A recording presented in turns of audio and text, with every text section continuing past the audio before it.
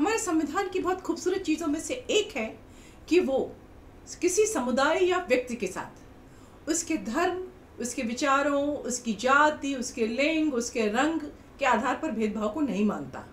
दूसरी जो बात एक बड़ी सुंदर है वो ये है कि यहाँ पर रहने वाले हर नागरिक को अपने धर्म का पालन, उसके प्रचार और प्रसार की पूरी आज़ादी दी गई है।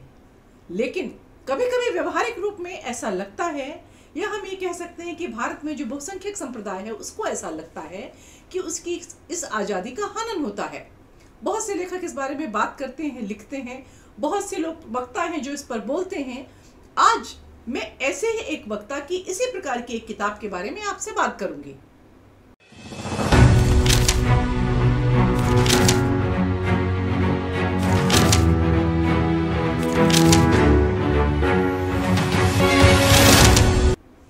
नमो नारायण, मेरे शो किताबी चर्चा में एक बार फिर आपका स्वागत है।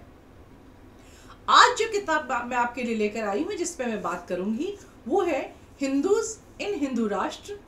इसके लेखक आनंद रंगनाथन है, जो कि जेएनयू से संबद्ध है, साइंटिस्ट हैं, प्रवक्ता हैं और टीवी पैनलिस्ट भी हैं। बहुत कुछ लिखते पढ़ते और बोलते रहते हैं। इनकी एक छोटी सी किताब है, बॉम्बे में इनकी एक लेक्चर सीरीज हुई थी, उसी पर यह किताब है। आनंद रंगनाथन अपनी बेबाक शैली के लिए जाने जाते हैं। अपनी बेबाक शैली, प्रत्युत्पन्नमति और जो उनकी जानकारी है, जो उनको तथ्य, उनको फैक्ट्स जो याद रहते हैं और उसको जिस तरीके से वो डिबेट्स में, लेक्चर्स में यूज करते हैं, उसके लिए वो जाने जाते हैं। वो एक बार भी अपने वर्ड्स मिन्स नहीं करते, कहीं बिना लाग लपेट के स्पष्ट शब्दों में अपनी बात कहते हैं। बहुत विटी भी होते हैं बहुत दफा बोलते समय। इसके पहले उन्होंने कुछ किताबें लिखी थी जो उपन्यास थे, लेकिन इस किस्म की एक किताब इन्होंने ये पहली बार लिखी नहीं है, मैं कहूँगी छपवाई है। तो जैसा मैं बता रही थी कि इनके लेक्चर्स को थोड़ा बहुत एडिट करके इसको छाप दिया गया है। अभी आनंद रंगनाथन जी कैसे हैं, कैसे वक्ता हैं, कैसा वो लिखेंगे और उस किताब से आप क्या उम्मीद करते हैं, मैंने इसके बारे में बताया। तो मुझे कुछ चीज़ें जो इस किताब में नहीं समझ में आई वो ये थी कि एक तो ये किताब जो है आप पढ़ते हैं तो ये किताब जैसी कम लगती है, ये एक्चुअली ऐसा लग रहा है कि लेक्चर ही छपा हुआ है। और चूंकि वो छोटे छोटे उनके टॉक्स थे, उनको कंपाइल किया गया है, तो किसी भी विषय में उसकी पीछे से ज़्यादा भूमिका देने का चांस नहीं था। किताब का कलेवर बहुत छोटा है और जिसको एक कहते हैं हम लोग, प्रोग्नोसिस पे बात नहीं हो पाई है। लेकिन फिर भी जो लोग इस ढंग का साहित्य पढ़ने में या इन चीज़ों को जानने में बिल्कुल नए हैं, उनको इससे बहुत जानकारी मिलेगी। ये किताब ऐसे लोगों को रिकमेंड करने लायक है। आनंद रंगनाथन की जो ये किताब है, इसमें सिर्फ 8 चैप्टर हैं, करीबन 200 पन्ने की किताब है, जिसमें रेफरेंसेस भी हैं, भूमिका भी है, उपसंहार भी है। ये एक ऐसी किताब है जिसमें 2 भूमिकाएं तो हैं ही हैं जो अक्सर किताबों में पाई जाती हैं। एक इनकी लिखी हुई है, दूसरी जे साई दीपक की, जिनकी किताब के बारे में पहले भी बात कर चुकी हूँ। लेकिन इस किताब में उपसंहार भी 2 हैं। एक तो स्वयं लेखक का, आनंद रंगनाथन का लिखा हुआ है, और दूसरा डॉक्टर विक्रम संपत का लिखा हुआ है। वो भी एक ऐसे लेखक हैं जो हिंदुत्ववादी विषयों पर लगातार लिखते रहते हैं। इस किताब में थोड़े से चैप्टर हैं, थोड़ा थोड़ा उनके बारे में लिखा गया है। मैं उनमें से कुछ 1-2 विषयों के बारे में आपको बताऊंगी, आपसे बात करूंगी, बाकी आपको स्वयं किताब में पढ़ना होगा। सबसे पहले जो इन्होंने लिखा है वो जो मंदिरों पर सरकार का कब्जा होता है उसके बारे में लिखा है। मंदिरों पर सरकार क्यों कब्जा करना चाहती है? सबसे पहले 1860 में एक ऐसा नियम बनाया था अंग्रेजों ने, जिससे मंदिरों पर उनका अधिकार हो जाएगा। मंदिर कैसे चलेंगे, उसमें आने वाला जो धन होगा उस पर कैसे होगा, उसका प्रबंधन कैसे होगा, उसमें सरकार का दखल होगा। अब आपको देखने में लग सकता है कि ये बात उतनी बुरी भी नहीं है। वहाँ जहाँ इतना पैसा है, वहाँ महंत या मठाधीश या जो होते हैं, ट्रस्टीज होते हैं, वो कुछ गड़बड़ ना करें तो सरकार की उस पर नज़र होना उतना बुरा नहीं है। लेकिन ये बात तब खलती है जबकि मस्जिदों में या गिरजाघरों में या गुरुद्वारे में ऐसी कोई पाबंदी नहीं है, केवल मंदिर हैं जिन पर पाबंदी है।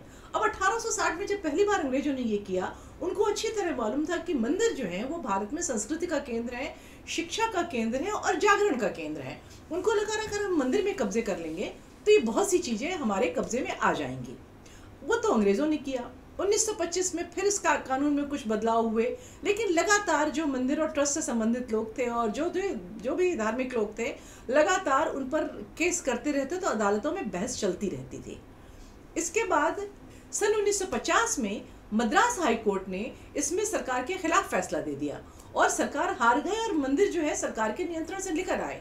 लेकिन जो तत्कालीन सरकार थी कांग्रेस की, उसने तुरंत आनन फानन सदन में एक कानून पास किया और इसके बाद एक नया एक्ट ले आए वो, जिसके अनुसार उन्होंने हिंदुओं के जो चैरिटेबल ट्रस्ट थे और मंदिर थे उन पे कब्जा कर लिया और सरकार उनके न केवल उनकी हुंडी लेने लगी बल्कि उनसे मंदिरों के संभाल के लिए भी कुछ अलग से भी पैसे लिए जाने लगे। मतलब हुंडी का जो हिस्सा वो नहीं लेते थे उसमें भी कुछ हिस्सा लेने लगी सरकार।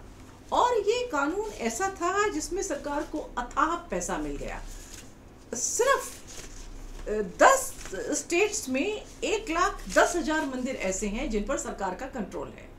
सिर्फ 10 स्टेट में 1,10,000 मंदिर ऐसे हैं जिन पर सरकार का कंट्रोल है।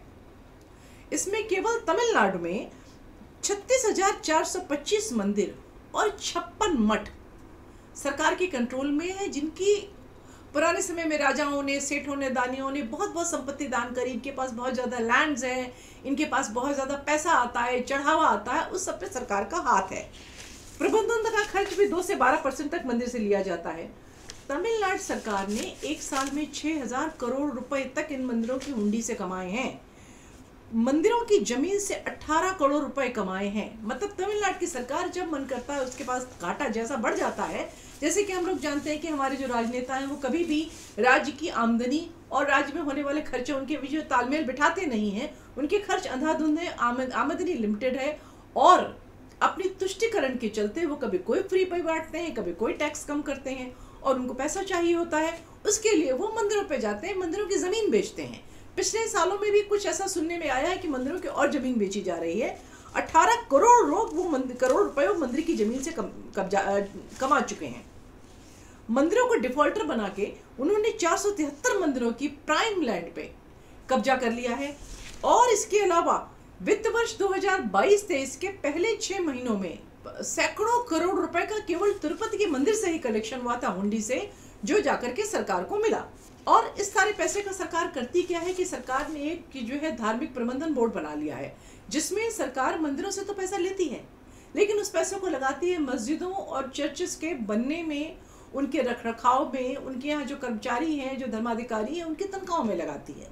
तो ये एक ऐसी चीज़ है जिसके लिए बहुत दिनों से बहुत सारी संस्थाएं और बहुत सारे लोग मुकदमे लड़ रहे हैं और सरकार के खिलाफ जा रहे हैं। पीछे केरल के एक मुख्य मंदिर के केस में कुछ हद तक सरकार मुकदमा हारी थी, लेकिन अभी पूरी तरह वो मंदिर सरकार के कब्जे से बाहर नहीं निकला और उस मंदिर में हजारों करोड़ रुपए की साल में आमदनी होती है। लेकिन रखरखाव की स्थिति यह है कि पिछले साल उसका एक मंडप ही टूटकर नीचे गिर गया। क्यों? क्योंकि उसकी मरम्मत और रखरखाव नहीं हुआ था। इसके अलावा एक दूसरे चैप्टर में आनंद रंगनाथन ने RTE की बात करी है। RTE मतलब राइट टू एजुकेशन। सुनने में बहुत अच्छा लगता है, सुनने में बहुत अच्छा इसलिए लगता है, मैंने भी जब पहली बार सुना था तब मुझे बहुत खुशी हुई थी, बल्कि मुझे एक कहना चाहिए कि प्लेजेंट सरप्राइज जैसा था कि कोई सरकार इतना अच्छा काम कर रही है। 6 साल से लेकर 14 साल तक के बच्चों को अनिवार्य शिक्षा मिलनी चाहिए। अपरेंटली बहुत अच्छा है, इसे किसी को कोई शिकायत नहीं हो सकती, पर उसमें और जो लकूना लगाए गए हैं वो बहुत ही खतरनाक है।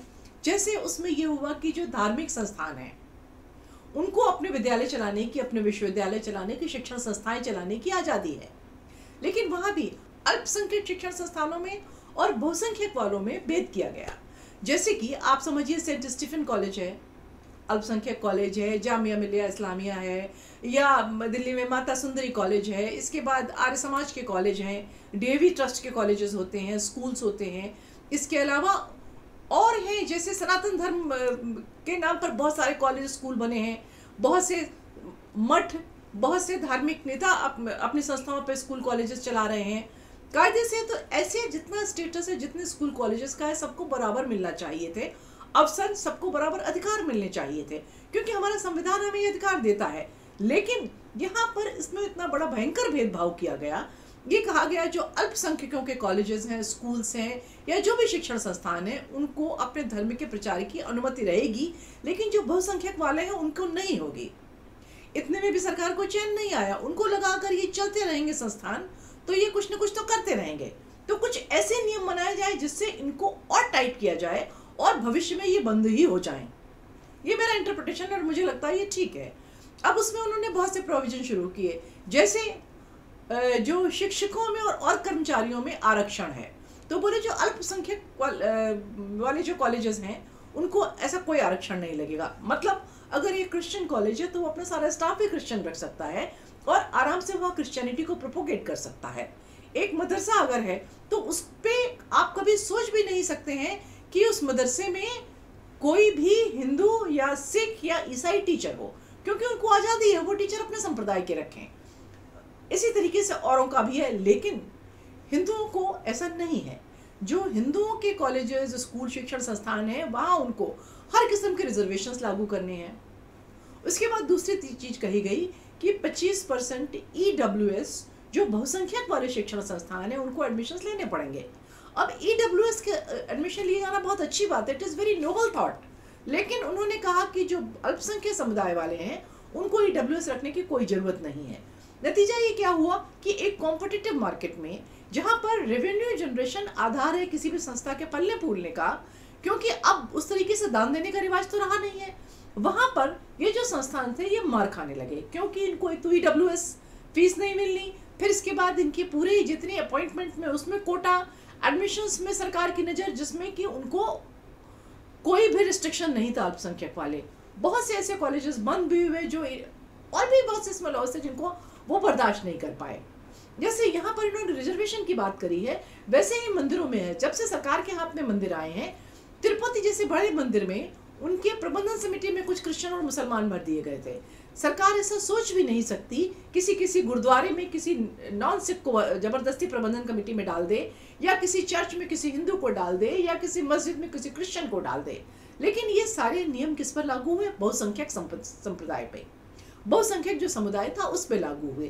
तो जिस तरीके से जो पूजा स्थल थे वहाँ भेदभाव किया गया, उससे भी भयानक भेदभाव ये RTE के नाम पे किया गया। इसमें थोड़ा और डिटेल में आप किस किताब भी जाके पढ़ेंगे। उसके बाद एक जो तीसरा चैप्टर मुझे बहुत बहुत इंपॉर्टेंट लगा वो था वक्फ बोर्ड पर। वक्फ बोर्ड एक ऐसी संस्था है जो कहती है कि उसके संप्रदाय के नाम की जो जमीन है वो जो उसके धर्म के नाम से जुड़ गई वो उसकी हो गई। मतलब वक्फ बोर्ड की जब जमीन वक्फ बोर्ड को मिल जाती है तो उसे कोई भी नहीं ले सकता, सरकार अधिग्रहित नहीं कर सकती। मतलब एक बार वक्फ बोर्ड की तो हमेशा के लिए वक्फ बोर्ड की। ठीक है, यहाँ तक ठीक था कि वक्फ बोर्ड था, एक उनका वो था, उसका नियम था कि लोग उसको जमीन दें और वो अपने आप नाम कर लें। जब भारत का विभाजन हुआ, यहाँ से बहुत से मुस्लिम पाकिस्तान गए, वहाँ से बहुत से हिंदू यहाँ आए। अब पंजाब और उसके आसपास और सिंध में बहुत बहुत पैसे वाले बड़े बड़े लोग थे जो हिंदू थे, जिनकी बहुत जायदाद थी, बिजनेस थे, फैक्ट्रीज थी, खेती थी। वो जब यहाँ आए तो उनकी जितनी संपत्ति चल अचल जो भी थी, जो बैंकों में लॉकरों में पड़ा सोना जेवर था वो भी, सो जो यहाँ से मुस्लिम्स गए थे उनको दे दिया गया। लेकिन भारत सरकार में जो यहाँ से मुस्लिम्स गए थे उनकी प्रॉपर्टीज, उनकी जमीन वक्फ बोर्ड के नाम हो गई। वक्फ बोर्ड के नाम पर इतना बड़ा गड़बड़ झाला हुआ, सरकार ने एक वक्फ बोर्ड एक्ट बनाया और उसमें वक्फ बोर्ड को बहुत शक्तिशाली कर दिया। मतलब उसमें यहाँ तक था कि अगर कोई दूर बैठा ये लिख दे कि हाँ ये जमीन मेरी थी, मैंने वक्फ बोर्ड को दी, अब वो वक्फ बोर्ड की हो गई। वक्फ बोर्ड जाएगा, उसको क्लेम करेगा और उसको बोर्ड को ऐसा कोई पाबंदी नहीं है, लेकिन उसको बोर्ड को ऐसी कोई पाबंदी नहीं है कि उसकी मिल्कियत के कागज दिखाए, या जिसने वो जमीन उसके नाम करी है उसके पास उस जमीन की मिल्कियत थी कि नहीं उसके कागज दिखाए। ऐसा अजीब एक्ट, ऐसा अजीब प्रोविजन सुनकर तो पहले विश्वास ही नहीं होता है, लगता है ये कोई मजाक चल रहा है। लेकिन जब आप इसके बारे में ठीक से पढ़ें तो आपको पता चलेगा। इसके बाद फिर अगर वक्फ बोर्ड से किसी का कोई डिस्प्यूट हो जाए, वो डिस्प्यूट कौन निपटाएगा? वक्फ बोर्ड ही निपटाएगा। मतलब मेरा और आपका अगर झगड़ा हो जाए तो वकील भी मैं हूँ, प्रतिवादी भी मैं हूँ, जज भी मैं हूँ। अब आप न्याय के लिए कहाँ ठहरेंगे? कहीं नहीं ठहरेंगे। न्याय पाने की क्या उम्मीद होगी? कोई उम्मीद नहीं होगी। उस तरह का वक्फ बोर्ड का मामला था। भारत में भारतीय सेना और रेलवे, उसके बाद तीसरे नंबर पे सबसे ज्यादा जो लैंड होल्डिंग है वो वक्फ बोर्ड के पास है। सुन्नी वक्फ बोर्ड अलग है, शिया वक्फ बोर्ड अलग है, और शायद ये स्टेट लेवल पर भी वक्फ बोर्ड है। वक्फ बोर्ड का जाल फैला हुआ है। दिल्ली की लगभग 70% जमीन वक्फ बोर्ड के नाम हो चुकी है। सेंट्रल विस्टा जहाँ बना है वो वक्फ बोर्ड के नाम है। जहाँ हमारी दिल्ली हाई कोर्ट बनी है वो भी वक्फ बोर्ड के नाम है। यहाँ तक कि बनारस हाई कोर्ट की जमीन एक दिन पता चला वक्फ की हो गई। अब मुकदमा चला, मुकदमे में वो हार भी गए, लेकिन उन्होंने हारने के पहले वहां एक मस्जिद बना दी और 20 साल तक हाई कोर्ट खुद अपना जमीन छुड़ा नहीं पाया। हाई कोर्ट जहां बना हुआ था, मतलब लगभग एक शताब्दी होने वाली होगी जब से वो बना हुआ होगा, लेकिन वो उस जगह को वहां से छुड़ाने में ना नहीं याद आ गई। आप सोचिए सामान्य आदमी का क्या होगा। और ये वक्फ बोर्ड का सारा गड़बड़ झाला लोगों के दिमाग में आया कैसे? तमिलनाडु में एक किसान की पुश्तैनी जमीन थी, और पुश्तैनी मतलब बाप दादा के जमाने से उसको खेत को जोतते बोते आ रहे थे, और अचानक एक दिन वक्फ बोर्ड ने कहा ये जमीन हमारी हुई। जब वो वहां से गया, पुलिस में गया, पुलिस ने कहा हम कुछ नहीं कर सकते, कोर्ट ने कहा हम कुछ नहीं कर सकते, बाद में हाई कोर्ट तक, सुप्रीम कोर्ट तक वो मुकदमा गया। और खैर एक बात ये हुई कि जजेस ने इसमें थोड़ा सा होश लिया और उन्होंने कहा कि भाई वक्फ बोर्ड को कोई जमीन का केवल दावा करने से काम नहीं चलेगा, उनको दिखाना पड़ेगा, उसमें अपनी मिल्कियत के कागज दिखाने पड़ेंगे, और जो वक्फ बोर्ड है उसकी चीजों को चैलेंज किया जा सकता है कोर्ट में। लेकिन अगर वक्फ बोर्ड ने मुकदमे शुरू कर दिए तो पूरे हिंदुस्तान में ऐसी भगदड़ मचेगी जिसका कोई अंदाजा ही नहीं है। और वक्फ बोर्ड को शक्तिशाली कांग्रेस सरकार ने एक एक्ट बनाकर किया था कायदे से। तो जब एक बार बंटवारा हुआ, चीजें जिसको कहते हैं ना सिस्टम रिबूट हो रहा होता है, उस समय ये चीजें ठीक की जा सकती थी, लेकिन उसको ठीक करने के बजाय तुष्टीकरण की राजनीति के चलते उनको और उलझा दिया गया। इसी तरह की और भी चीजों के बारे में उन्होंने लिखा है। और आनंद रंगनाथन का एक सवाल है कि हिंदुओं की हिंदू राष्ट्र में क्या स्थिति है, तो वो कहते हैं कि ये 2वें दर्जे के नागरिक नहीं है, ये 8वें दर्जे के नागरिक हैं। क्यों? क्योंकि ये जहाँ के इंजीनियर्स, यहाँ के रहने वाले ये लोग हैं, इनके अपने कोई यहाँ राइट्स ही नहीं है। अब इस किताब को पढ़ के आपको कैसा लगता है? आपको क्या सचमुच लगता है कि जैसी परिस्थिति ये बता रहे हैं और आप जो रोजमर्रा में देखते हैं उनके बीच में आपको कुछ सामंजस्य लगता है, या आपको लगता है ये कम करके बता रहे हैं, या आपको लगता है ये बढ़ा चढ़ा कर बता रहे हैं? जो भी लगे, इस किताब को पढ़ें और इसके बाद कमेंट में इसके बारे में लिखें। आपको ये रिव्यू कैसा लगा इसके बारे में भी लिखें, ताकि हम इसके बारे में और आगे बातचीत कर पाएं। अगले वीडियो तक के लिए मुझे आज्ञा दें। नमस्कार।